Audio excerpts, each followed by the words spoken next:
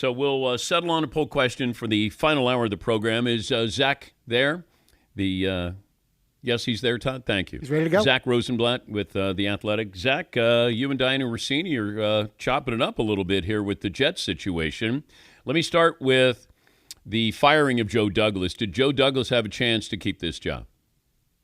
No, I think it was always heading this way. You know, they went all in on this season, all in on Aaron Rodgers. When it falls apart so spectacular like it did, and when Woody's coming out and saying things like, you know, this is the best roster we've ever had since I've owned this team, and they still keep losing. And you know, he made the decision to fire Robert Saleh because he wanted to provide a spark, and the spark never came. So Joe Douglas, the last year of his contract, they've never made the playoffs in 6 years. He was headed towards his exit. Okay, but why now? I think now it allows them to, like, you know, they know he's not coming back. So this allows them to at least start putting out feelers, start researching who their next GM might be, because they're going to hire the GM first and then they'll hire the head coach, is my impression. And so this gets them a little bit of a head start. But the owner's involved in this, according to what you and Diana are reporting. Woody Johnson is heavy-handed with Aaron Rodgers benching him, firing the coach and not even telling the GM, and then firing the GM. Any chance you can replace Woody Johnson if you're the Jets? I mean, technically they might if he goes to join Donald Trump's administration again for the next 4 years, and then you have Christopher probably managing the day-to-day operations. But, you know, it didn't necessarily work out last time that happened either. So, but it ultimately all starts at the top. Like, that's just where all the problems start, is with Woody. And I don't see him leaving anytime soon. Okay, but let's just apply logic of, you want to bench Aaron Rodgers. He was out all last year. Everybody was waiting for him. And he didn't play well, but now you're going to bench him and think that's going to provide a spark? Or give me the logic behind his thought process, I guess, to bench Aaron Rodgers. Well, I would say your mistake is trying to apply logic but okay. What I would say is, like, Woody, to his credit or detriment, I don't know, depending on your perspective, he focuses on results over process all the time. Like, I know Bill Belichick kind of made fun of him and said he goes ready, fire, aim all the time. And I think that's kind of where he's at. So he's like, okay, we love Aaron Rodgers. He has a bad game against the Broncos. Okay, why is Aaron Rodgers bad? And, you know, Aaron Rodgers has a good game. They move on. They trade for Devontae Adams. Like, and it's like week by week, day by day with him a lot of the time. I don't think he sees the full picture. I think he looks at what's right in front of him. And that's why over the years, when the Jets have had like a good season, like in, you know, 2015, they go 10-6, they go all in that offseason, it fails. You know, 2022, this year, a couple years ago, they started off really well, looked like they had some promise, went all in Aaron Rodgers, and you understand why they did, but it obviously did not work out.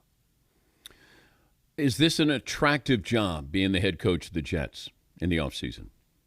Yeah, I mean, that's the question they're going to have to answer. I would say if you're stacking it up with the other jobs that are likely going to be available, I don't think it would be the most appealing. Like, if you're looking at like a Mike Vrabel, a Ben Johnson, these guys that are going to be at the top of every list, if you're weighing two situations, are you going to go to an organization that, number one, probably doesn't have a quarterback, and you have an owner who meddles, and, you know, who knows who the GM is going to be? Like, there's a lot against it. They do have talent on this team. There's things you can build around, but there's a lot of factors that are going to be held against them as these, like, coaches are weighing, you know, Jets or, you know, Cowboys, Jets, or whatever it is, Jaguars, like these teams. Like, you have to weigh that part of it for sure. The quarterbacking situation moving forward, will Aaron Rodgers be the quarterback next year, in your opinion? I don't think so. I think there was a point where Aaron himself would have said that he'd only come back if there's some continuity, you know, whether it's Jeff Ulbrich or Joe Douglas or Saleh before that. If they came back, he'd come back. Everybody's gone now. Ulbrich's not coming back as the head coach. And then on top of that, I don't know that Woody wants Aaron back next year. So I think it might be a mutual parting. You know, it's just crazy how quickly the tone changes around here, because, you know, you hear Aaron Rodgers, I believe in like January, where he's saying, you know, I could play 3 or 4 more years, and, you know, it does not look like he's going to last that long. Because I don't know where they're going to be in the draft, and if they're going to draft a quarterback again. How big a cap hit is Aaron Rodgers if he doesn't come back?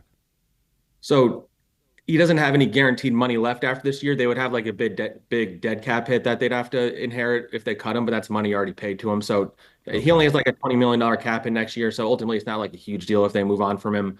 But, you know, they don't have a lot of options. It's not a great free agency class, not supposed to be a great draft class. So it's not like the best year to be needing a quarterback, I would say. Well, we're offering up Sam Darnold, Zach. Because Minnesota move on from him with J.J. McCarthy. Can we bring Sam Darnold back to the scene of the crime where he played with the Jets and now he's going to play with the Giants? What do you think? I mean, that would be something. I just don't see Sam putting himself in that position again, though. Is it just a poorly run organization? Yeah, I mean, I think you look at the track record, just look at the facts. It's 14 years they haven't made the playoffs, and that's the most out of any North. It will be 14 at the end of the season, I should say, and that'll be the most of any of the four more North American sports, the major sports. So that's a level of futility that literally nobody else is dealing with at the moment. And ultimately, they've shuffled through coaches, quarterbacks, GMs, and it remains the same. So it obviously starts at the top with the person who's been there the whole time. Great stuff, Zach. You and Diana, please tell her we said hello. Great stuff on the Jets in The Athletic.